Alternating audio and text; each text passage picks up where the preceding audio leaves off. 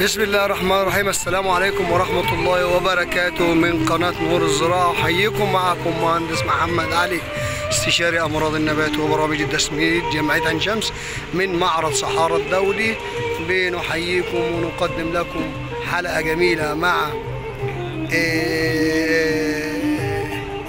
ماشي بعض المنتجات الزراعية والمعدات الزراعية اللي بتفيد المجال الزراعي بسبب تقدم كبير في المجال الزراعي من خارج المعرض صحارى الدولي الزراعي بمنطقة المعارض، أرض المعارض، التجمع الخامس، محور المشير طنطاوي.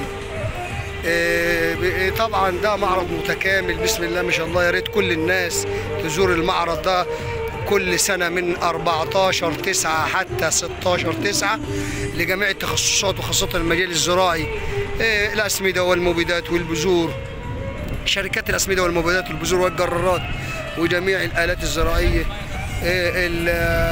الآلات الزراعية المهمة في الزراعة. كل ذلك بيؤدي إلى تقدم التكنولوجي والزراعي. معكم مهندس محمد علي، 010052516662. إن شاء الله أي شيء في الزراعة، في الشتلات، شتلات طبعا في شتلات الرمان، النخيل بأنواعه والزيتون بأنواعه.